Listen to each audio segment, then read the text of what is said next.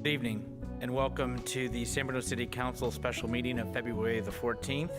Call the meeting to order, and we do apologize, there were technical difficulties, and so because we have advertised that it would be a hybrid meeting, meaning Zoom as well, we are obliged to do that, and so we are here now, and we will now call the meeting to order. Roll call, please. Councilmembers Alvarez, Here. Councilmember Marty Medina, Here. Councilmember Salazar, Here. Vice Mayor Hamilton, Here. Mayor Medina. Here. Thank you very much. We'll move on to item 3, public comments for items not on the agenda. Are there any members of the public here in the audience or via Zoom that wish to speak on items that are not on this study session agenda? I have no virtual hands raised, Okay, thank you. and I have no speaker cards. Thank you very much. We are now going to come back to the conduct of business, but now we're going to move on to the study session portion.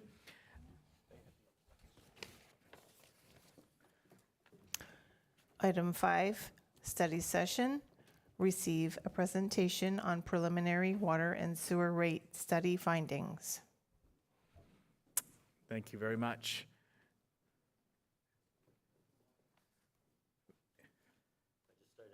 Mr. Handler? Okay. Yes, please. Where's the clicker? Grab that. Well, nice to see folks again. I know we've got the speaker in front of us. Some of you I recognized in the past, and others new. But today, this is a preliminary presentation on water and sewer rate study. Thank you. Oh, that's better. And the purpose of this presentation is not to give you the be-all, end-all, final recommendations, but we have been working with the city for a number of months to get where we're at, and we thought this was a good opportunity to bring everyone up to speed, share what our initial preliminary findings are, and get council input before we go any further, with the goal of coming back with some final recommendations. I'll keep moving on in the presentation. We'll cover some background stuff and talk about what the proposed rates look like. And again, we want to get council's input on, are we moving in the right direction, or are there other things council would like to see? Some of this is going to be a little bit of a background, again, just to make sure we're all kind of up to speed. It's been about 5 years since the city's done any kind of rate increases, but in terms of your finances, your water and sewer utilities are self-supporting financial enterprises. Rates are the main source of revenue, and the rates really underpin all the financial and operational stewardship in everything you do. So you got to keep your rates at adequate levels. 100% of the rate revenues go to the water and sewer enterprises, so they not used for any other city purpose.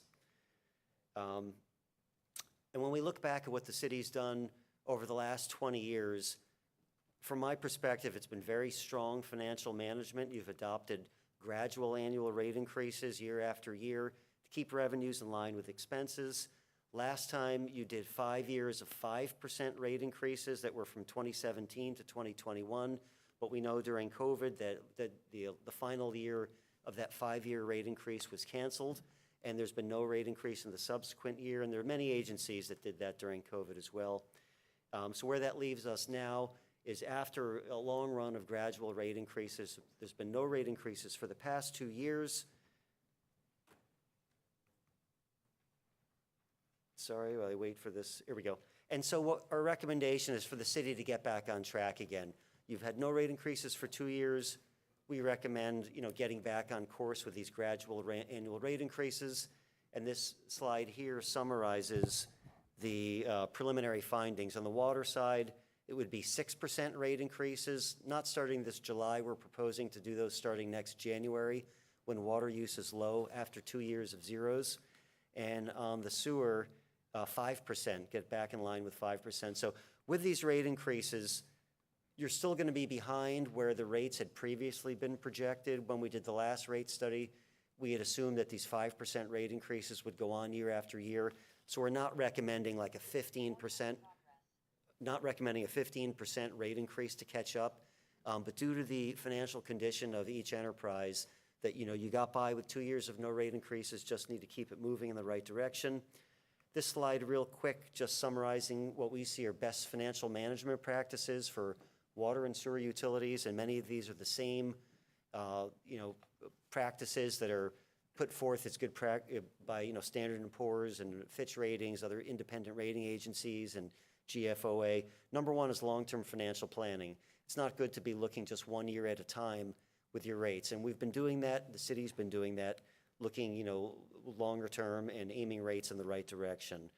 2 is keeping prudent fund reserves in case there's an emergency or unexpected expense, or even in case there's a drought and your water sales go down, that you don't need to, have your backs against the wall and have to do immediate rate increases. The next is, don't forget funding for infrastructure repair and replacement. And you as a city has not ever had that out of your mind. Going back to when we started working with the city, it's been a longstanding council priority to address the aging infrastructure and gradually phase in more and more funding to keep replacing pipelines and other aging facilities which are approaching the end of their useful life. In terms of funding capital projects, we always think it's a best idea. If it's an ongoing recurring cost, it's best if you could fund that on a pay-as-you-go basis. Just build it into your rates over time and keep it, funded every year. However, debt can make sense when you have an elevated level of capital needs and you want to spread those costs over a longer time frame. So strategic use of debt when needed. And a big thing from our perspective is the gradual annual rate increases. Much preferable than trying to do zeros for a number of years, than having a big rate spike, which other agencies have done that, have tend to regret it and want to come back to the gradual approach. And finally, don't defer the little rate increases. A lot of agencies I work with, they're like, hey, can we get by with another year of rate increase? And the answer typically is, you can, but you probably don't want to, because you're going to be falling further and further behind, digging yourself a bigger financial hole, which often turns into a bigger political challenge to deal with as well.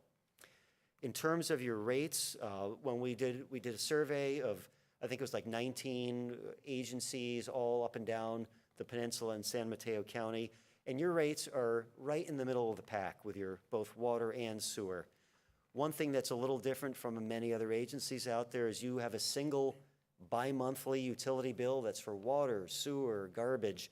So it's a single bill, big bill that comes every 2 months. So it's not surprising. Other agencies I work with, you're not the only ones like that, but other agencies I work with that have these single bi-monthly bills, they get a lot of customer complaints that their rates are the highest around. It's really just due to the nature of how you're doing your billing. Many other agencies on the peninsula, they only do water or they only do sewer. They have monthly bills, and more commonly, we're seeing a lot of agencies do their sewer billing on the property tax rolls, which we'll talk about later, is an option for this city as well.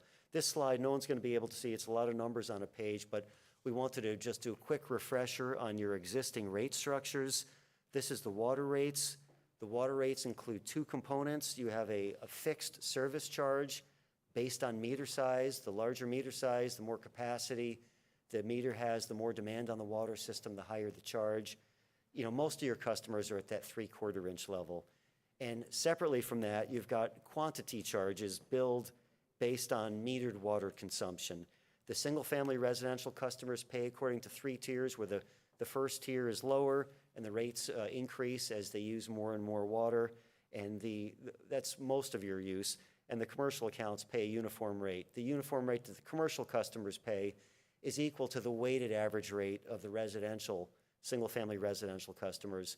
They don't get the benefit of the lower rate at the lowest tier, nor do they pay the higher tiers in the higher rate. But when we look at the way your water use is distributed, it's far more in tier 1, only very little in tier 3 in the summer months.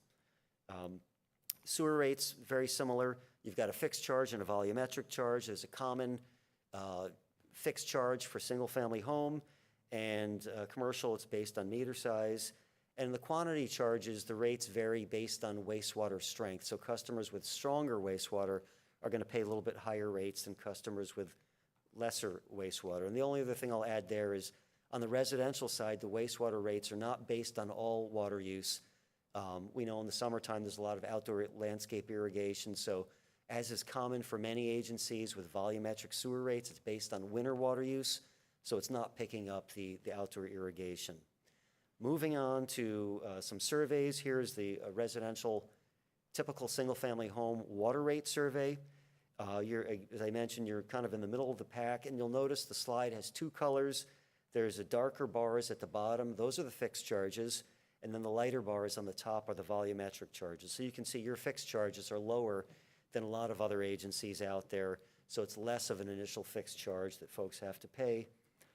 On the sewer side, same thing. Your rates are a little bit lower than the median out there, and again, you've got fixed and volumetric charges. About half the agencies in the county have just 100% fixed charges. So when you look at both together, your fixed charges are actually among the lowest. This slide here just quickly summarizes combined water and sewer bill for a typical family home on a monthly basis. And as we mentioned, you're right in the middle of the pack. This slide shows just the fixed charges alone. Your fixed charges are among the lowest, which again is to the benefit of the low users. Moving on, just a little background of the water system. I think I'm going to turn this over to your Public Works Director, Matthew Lee, for covering these next few slides. Thanks, Alex. Matt Lee, Public Works Director for the City of San Bruno. We touched on this at our town hall meeting in December, but I'm going to briefly go over this just in context for this conversation. Our water supply system has groundwater wells via 5 wells, and it supplies roughly 2/3 of our water supply. SFPUC wholesale water supplies roughly 1/3. Our water distribution system, as you can see, has approximately 120 miles of pipe and has aging infrastructure. Over the past 5 years, city averages about 100 water main breaks per year. And I'm sure you guys have all heard this before, but what I really wanted to do is kind of show some images. The image on the left is a water pipe, a broken water pipe. As you can see the size of that hole.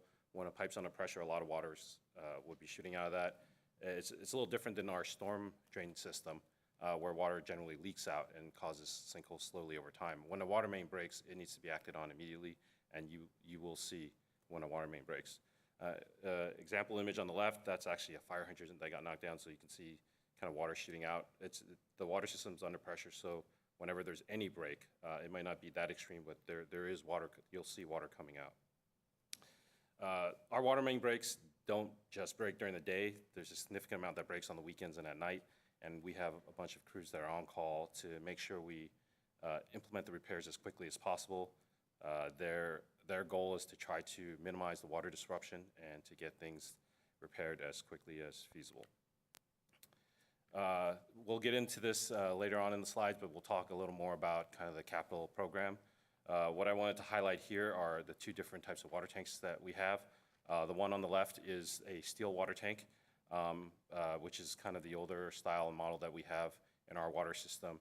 And a majority of our capital improvement program for water in the next 5 years, about 50% of that cost is to replace and implement new water tanks, which is the image on the right, which is a concrete structure to help kind of with seismic bracing of the water tank. Now for our sewer system, we have roughly 90 miles of sewer pipe, 6 sewer pump stations. 5 of those have been rebuilt recently, and so we're in far better shape with our sewer system. We do still have aging infrastructure with main lines, and so the sewer main line replacement program is combined with the water main line replacement program. That's what we're really focusing on the sewer side. We also share in 25% of capital improvement costs with the jointly owned South San Francisco San Bruno Water Quality Control Plant. And now with the capital improvement funding topic, I'll pass it back to Alex. Thank you, Matt. So for capital improvement funding, again, this has been a priority of the cities over many years, and sorry if I keep looking over this. So the goal has been over time, gradual rate increases and gradually step up the money that's available for addressing the aging infrastructure.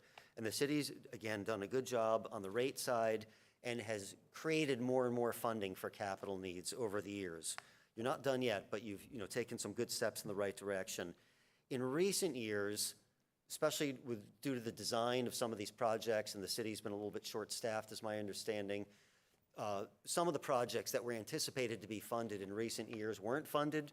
There's a lead time with environmental permitting and design, et cetera. So what's happened is because those projects haven't been funded, there's been a buildup of fund reserves in recent years. So your fund reserves are actually currently at very healthy levels, but don't let that, mislead anyone, because these projects are coming. The city's working on them, and especially some of these water tanks are going to be funded in the next few years. So we're anticipating a substantial drawdown of those fund reserves that have temporarily accrued for capital needs. In terms of the rate study, I really think of it as two components. One is development of 10-year financial projections, updating what we've done in the past, look at all the funding needs and try to aim rates in the right direction. And the second part of the rate study is taking a close look at your rate structures, making sure they continue to comply with all the legal requirements and are fair and equitable for everyone. And we've made some rate structure changes in the past to the city to get everything in line, so we don't really see any major changes needed, maybe just some slight realignment to make sure everyone's paying the cost of service. And that's really our basic finding, is that due to what the city's done in the past, both water and sewer enterprises are in good financial health. However, you are facing a number of financial challenges that are going to require this ongoing gradual rate increases. The main one, as Matt was just talking about, are the capital needs of your aging infrastructure. On the water side, this 5-year CIP calls for about $85 million of projects, which is higher than normal because you're dealing with these, few aging steel tanks in there, in addition to the ongoing pipeline replacements and pump stations, et cetera. On the sewer side, the 5-year CIP totals $71 million. About $46 million, I think, or $44 million is on the city side, mostly for pipelines. You've also have to fund your share of improvements at the water quality control plant. And from talking with the South San Francisco, they don't anticipate anything big over the next few years, but there's going to be some major biosolids improvements that are going to happen in the next 4 to 5 years. Your share of that's estimated about $14 million, and San Francisco's Recording in progress. in South San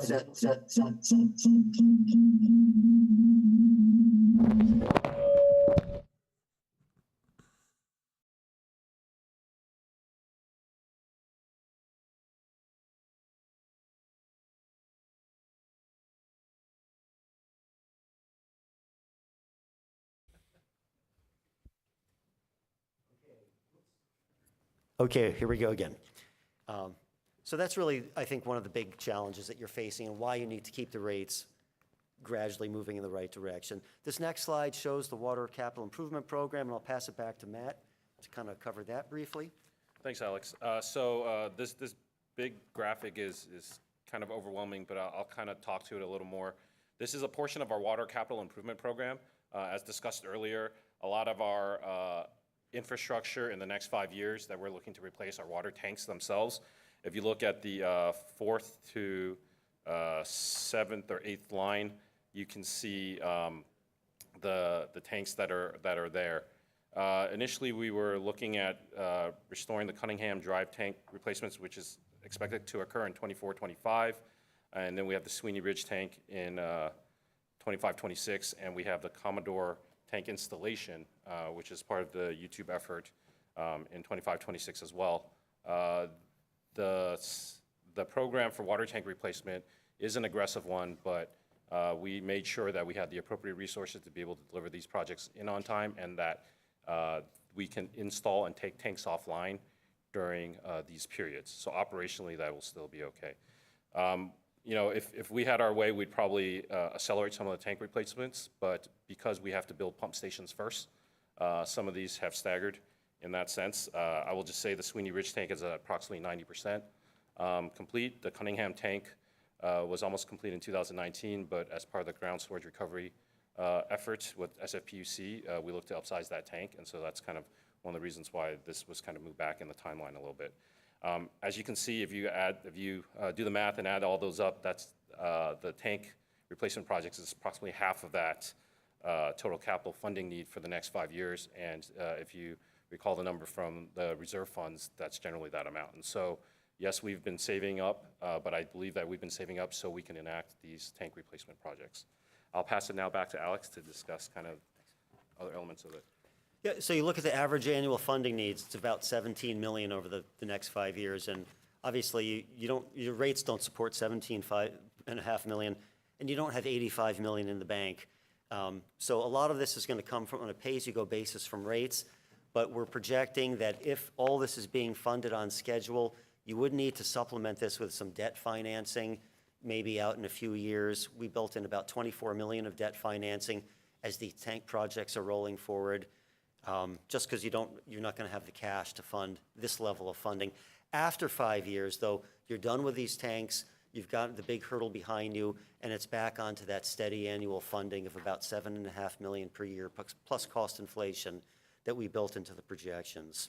The next slide is the sewer capital program. Thanks, Alex. Matt Lee, Public Works Director. So the sewer collection system, as we discussed earlier, we're a little bit further ahead in terms of the infrastructures. We were able to replace a few of the pump stations, and we have about one more to complete. So a majority of our stuff in the next 5 years will be the mainline replacements. And as we discussed earlier at the town hall, we are trying to combine both the wastewater and the sewer and the water mainline replacement projects in the same location at the same time to minimize disturbance to the residents in those areas. And so this reflects us working at that pace and replacing, in a constant measure over the period of 5 years. There is the water quality control plant. They have annual improvements as well, and because we have a 25% share, we have to dedicate about approximately $2 million a year for replacements for their CIP upgrades. Alex? Well, thanks. Yeah, and as I already mentioned, because of that one big project they have, the biosolids handling, that's anticipated to be debt financed. Your share of 14 million of debt would be about 800,000 a year, what's currently projected, but this is something that the details will get filled in a little later. That's not all, though. You are also facing ongoing financial challenges, as with every other agency in the peninsula and all around. The wholesale water rates are going up. They just went up 16% this past July. They're going to be going up again this year. And that's after a period of about 5 years where there was no wholesale rate increases, but they've resumed the upward increases again. So you have to make sure your water rates are keeping on top of that, and also just keeping up with cost inflation, because your water and sewer utilities are facing escalating costs for everything, whether it's electricity, chemical, staffing, facilities, insurance, you name it. You need to have at least some rate increases every year just to tread water. So even if you did 0 rate increases, that's really like falling behind every year. You at least need a few percent just to tread water, but you need more than that because you also got your capital needs. So those are what we see as the main financial challenges.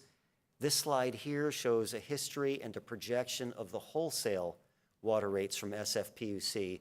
The nice thing is your city gets about 2/3 of its water from groundwater. Most agencies on the peninsula rely 100% on SFPUC. And as I mentioned, they haven't raised their rates over the last 5 years because during the last drought, their water sales came way down. So most of their costs are fixed, but they recover it by volumetric charges. So their water sales came way down during the last drought, yet the fixed charges didn't go down. So to recover those fixed charges over fewer units, there were some big wholesale rate increases, but they overshot it a little bit, and they ended up over-collecting funds from the wholesale customers, including San Bruno and 26 other agencies. So they built up this large balancing account, and that's really what's prevented them from doing rate increases over the last 5 years.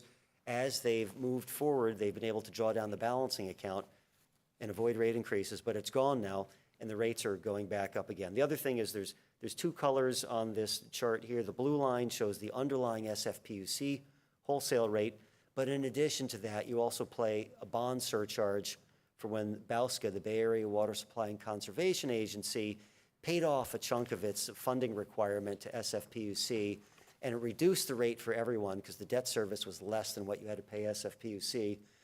So that works out to be about another 40 cents per unit. And they recently did a bond refinancing that helped. It's going to reduce the cost of the surcharge by about 4.5 cents per unit. In terms of the projected rate increases, we've already covered this. We're looking at resuming 6% gradual rate increases on the water side after 2 years of no rate increases, and on the sewer side, 5% per year. Again, the impacts are going to vary a little bit from bill to bill due to some, minor realignment of the rate structure with the cost of service. Water rates, again, proposed for January 1 when water use is low. Sewer increases on July 1. And again, accounting for the cancellation of the prior rate increases, your rates are going to be running about 10% behind where they had previously projected. And we will show you that in a graphic in a minute. This slide here kind of summarizes the cash flow projections. The different color bars are your expenses, and the red line going across there is your revenues. And you can see the expenses are gradually increasing over time with cost inflation. You'll notice there's some dark orange sections on the left where the expenses exceed the revenues. That's where you're drawing down fund reserves, over $30 million over the next few years to help fund the replacement of those aging water tanks. After that, those two gray areas, we assume that's the debt financing to keep your water tank program going while you're continuing to slowly phase in rate increases to make sure after this is all said and done that your rates are supporting an adequate level of ongoing capital funding. Same story on the sewer side. Here I have the kind of darker maroon sections, and that's the capital projects that are above what the annual revenues provide. So that's where you're gradually drawing down rate increases over the next 5 years as you're phasing in your rate increases. This next slide here kind of summarizes the projections. On the bottom, the green line shows for the water rates, the 6% rate increases after 2 years of no rate increases, and how it compares to that red dotted line if you had kept course as previously projected with ongoing 5% annual rate increases. Obviously, 6 sounds like it's higher than 5, but it's after 2 years of zero, so you're really kind of always going to be lagging what the prior projections were. And you put it all together, ever since the last rate increases started going into effect, you're looking at a 10-year average increase of about 4.3% per year, accounting for some 5%, a couple zeros, then phasing in 6%. And similar story on the sewer side. Again, the average increase over 10 years is about 4.1%, but again, the rates are going to be lower than had you continued that other program. There's always concern how our rates are going to compare to other agencies' rates. If we're raising rates, well, you're not the only one out there. All the other agencies in the peninsula are dealing with the same issues you are, increasing wholesale water costs, and especially a lot of aging infrastructure on the peninsula, old pipelines, and on the wastewater side treatment plants that are currently undergoing a lot of investment. I've worked for a lot of agencies that have been doing the same thing you are, trying to gradually raise rates to fund their capital needs. So this is, I don't know what every agency is doing, but we know a lot of other agencies are in the middle of multi-year rate increases or are going through the rate increase process right now. So we're pretty confident that your rates are going to stay right in the middle range compared to the surrounding agencies. When we look at rate increases, the best practice that we recommend is doing a multi-year. Often I get asked, hey, can we just do 1 year at a time? And my answer is yes, you can, but then you're going to have to be going through this rate increase process every year. It's generally considered, I guess, the best industry practice and for financial management. And if you did 5 years rate increases, it's not like they're automatically locked in. When you go through Prop 218 that establishes the maximum rates, the council always has the ability to defer or reduce a rate increase. So we don't recommend doing the annual process. And the final thing I wanted to cover was this notion of putting sewer bills on the property tax rolls. It's just an idea that we wanted to run by council. I know it's been brought up in the city before. The benefits are it takes the sewer charges off your bi-monthly bill, and also San Mateo County's on the teeter plan. So if you did this, you'd be guaranteed 100% of your sewer billings each year. So a lot of agencies like to do that. To do it, you'd have to follow the requirements of California Health and Safety Code 5473. That just means you have to adopt a list of charges for each parcel to put on the property tax rolls each year as an administrative procedure. You can't just do this the very first time you do it. You have to do a 45-day notice period and hold a public hearing, similar to what you do for adopting water and sewer rates. So if you wanted to go through that process, that could be done, concurrently or on its a separate parallel track. And, I mentioned already, there's a lot of agencies that do this for their sewer charges, and more doing it each year. Redwood City just switched over last year. I know Millbrae's considering doing something like this, and all the time I get asked from other agencies, what does it take to do that? For next steps today, again, it was just a preliminary presentation, kind of intermediary step. What we're seeing with water and wastewater rate increases. We want to get council's input before we go any further. So when we come back with the final recommendations, they do reflect council input. And then the goal is, to come back again in March with the final recommendations. By the end of March, assuming council was able to give direction to move ahead with the process, you have to go through the 218 process, which includes mailing notices to all the property owners and ratepayers out there of what the proposed rate increases are. You have to do that 45 days before you hold a public hearing at which you'd consider adopting the rate increases. So we assume that could happen in May, but there's a little extra time in there if needed. Again, the goal is that new sewer rates would be ready to kick in on July 1, and the water rates would start phasing in on January 1. And that concludes what we wanted to cover. I know there's not a lot of time for council input, but if there are questions and stuff, I'm happy to stay for another hour, whatever's needed. But I know you've got a council meeting coming up. No, thank you both for your presentation and comments. What I am going to just announce is that we are coming up on 7 o'clock, but we're going to continue this. The same link is for the council meeting as the special meeting that we're having currently. So at this time, I'm going to open it to the colleagues for questions to staff and the consultant in regards to the presentation.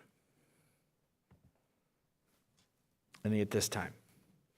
Then we'll see if there's any members of the public that would like to speak that are here in the audience or on via Zoom. I have no members of the public and no speaker cards. Okay, thank you. With that, I'll bring it back to colleagues for any additional questions or comments. Councilmember Salazar.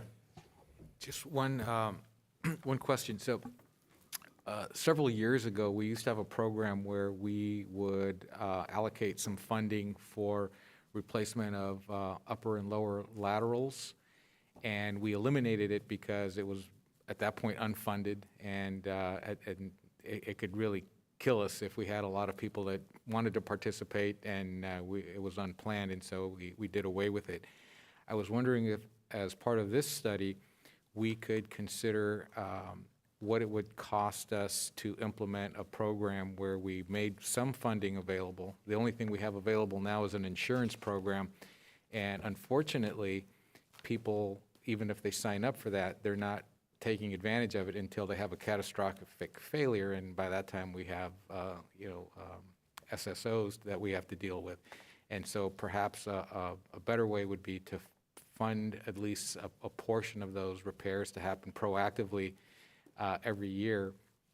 And since we're looking at the rates now, I'm wondering, could we develop a program like that and see what sort of impact that could have on the rates and whether we could still work it in?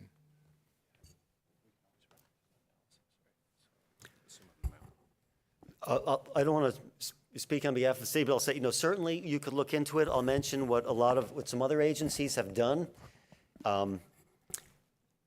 Because this is, these laterals, some of it's on the private side, and a lot of these laterals are old too. People need to repair them. There are some cities that require them to be, fixed when a property is sold. And there are some agencies that have established like a loan program to help folks who didn't have the cash, because nothing's cheap anymore. So some cities do have loan programs. There's not many cities that fund these on behalf of the private, property owners to fix their lateral, but there are some loan programs out there that cities have done. But this is something that the city can certainly explore, I think, behind the scenes and come back to council with some ideas and some, things for you to consider. If I can expound upon that, the action that the city took a couple years ago was to formally transfer ownership of the upper laterals to private property owners. And so right now those are owned by private property owners. And so we typically wouldn't want to raise general ratepayer funds and dedicate that to specific private property ownership. And the current insurance program that's out there, the city is not a party to that. We did allow one insurance vendor to send out their information under with the city's logo for a period of time. I believe that ceased about 3 years ago. And there are a number of other insurance carriers, and we didn't want everyone to just go, we didn't want to give exclusive rights to this one carrier. But I believe the city thought that it was prudent at the beginning just to let the public know that there is insurance, and so we allowed one company to sort of jointly send out information. And it is true that every time a home sells in San Bruno, they do have to have their lateral inspected, and if it fails the test, have it replaced at that time. Right, and the concern I have is that, you know, that while the laterals are private property, when they rupture and cause an SSO, then it becomes our problem. And so I think we do have a vested interest in trying to prevent those if we can. So I understand that they are private property, but I'd still like to see if there's something more proactive that we can do to address those. Vice Mayor Hamilton. Thank you for the presentation. I have a question about our stormwater fund is on the property tax roll. This seems like is it different from how that one works because of needing the property tax election to? Stormwater used to be until their agencies to get garbage.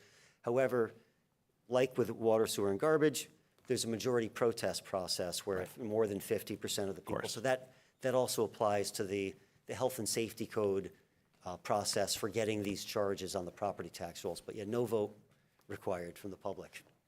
Understood. Thank you very much. Other questions at this time from colleagues?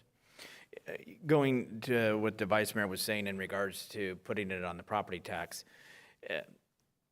I would say I have mixed emotion on that. Not certain. I know there's a list of cities or water districts that do it, but obviously not the majority in the county.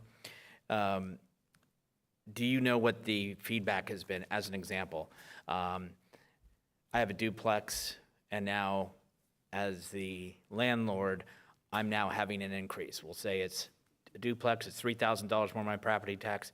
So even though the renter is saving, I'm going to raise the rent potentially. So in essence, they're going to see that. And I don't know, and we have other folks that obviously their property tax is low, and because of when they purchase their home. So I just don't know kind of where people fall in on that, on what they think. Yeah, you're right. There are pros and cons. I mean, the pros being you get it off your bi-monthly bill. You're going to get 100% of the billings on the teeter plan. On the other side, it does represent a transition for some of your customers from being, you're billing the customer to now it's going to the property owner. So, some cities have gotten a little pushback from property owners. Redwood City just went through this, was like a year or two ago. So that's something to keep in mind. The other thing is you don't have to do this at the exact same time. This could be its own separate parallel process. I know from Millbrae is looking at doing this right now, and what they were thinking of doing is, I think, is phasing it in. So they're not just doing it, day one, but they want to keep everyone apprised, a year in advance. Something like that, so, if people need to change leases and things like that, it can be done. And also, some people like it when it's on the tax rolls, other people don't. As with all these things, there's no right or wrong. The folks who don't like it, they might not like having, one big bill that comes a year when they pay on their property taxes. But the folks who are paying the property taxes are typically the homeowners, which are the ones, who have afforded homes in the area. So some people think putting on the tax rolls is more equitable, but there's pros and cons. There's no right or wrong. It's really kind of a council policy choice if you'd want to move along this path. And you could do it on a separate parallel path as the rate increase, or you can do it next year or whenever. Thank you. Other questions? Councilmember Medina, then we'll go to Councilmember Salazar. Great, thank you. So So do we have a percentage of the sewer bills that become delinquent and then don't get collected? And how much money would that be? We don't have that information at the current moment, but we can get that for you. Okay. I would be interested in hearing more about that option of the sewer bill being added to the tax roll. It isn't a increase, it's just a different way of paying. So making sure the public understands it's not an increase at all. It's just a different way of paying for that. City Manager, did you have something you wanted to add? City Manager? Sure. Thank you, Mayor Medina. We can provide that information at our next study session. We'll work with the Finance Department to get an aging list and let the council know the percentage of sewer rate payers that are delinquent and what our annual progress is. Thank you. Councilmember Salazar. Lost my train of thought. Oh, sorry, there were some strange noises out there. So going back to the placing the sewer charges on the tax roll, I was wondering if is there a correlation between cities that have done that and cities that have no variable portion to their sewer charge? Because it seems like having it be steady over time would be a benefit of seeing it on the tax roll, whereas if it's variable, it could make that tax payment very unpredictable. Yeah, that's a good question. And both agencies with fixed charges, obviously, it's very easy. But agencies with volumetric sewer rates also do it on the tax roll because the charge is based on the prior year winter use.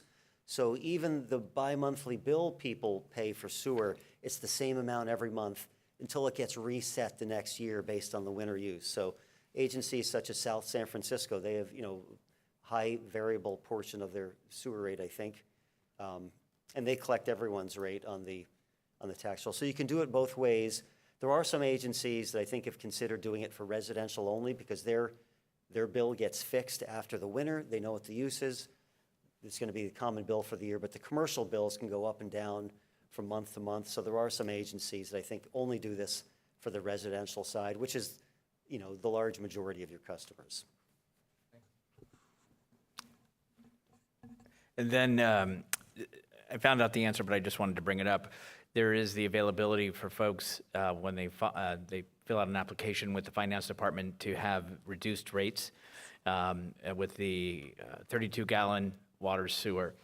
And my understanding is even if you bring it over to the county, that still can be applied. It may have to be done on a different timeline, but that doesn't preclude the cities from still offering that option. Is that correct?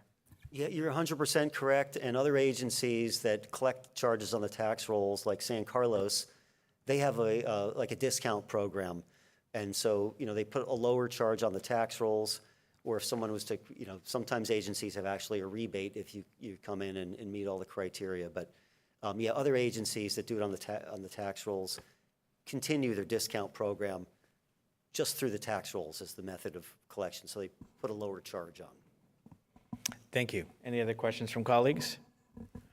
Not at this time, so I want to thank both of you for the presentation and answering the questions and being efficient and effective considering our later start, and thank you for your patience. With that, we have one more item on the study session that we had set, which was the conduct of business, appoint an ad hoc committee of the City Council to interview executive recruiters or direct staff to select. What I'm going to ask is that we continue that on to the conclusion of the meeting, of the regular scheduled meeting.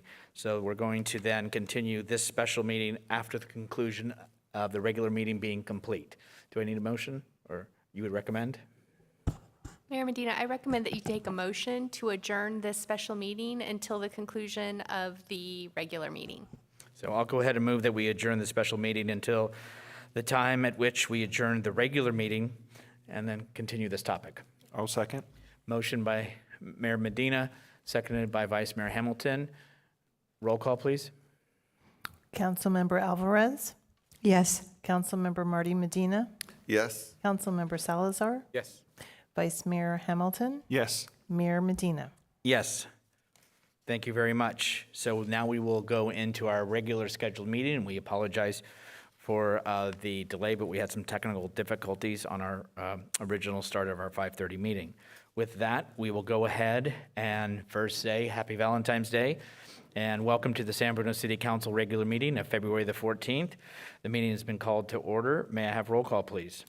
Councilmember Alvarez, Councilmember Marty Medina, Here. Councilmember Salazar, Here. Vice Mayor Hamilton, Here.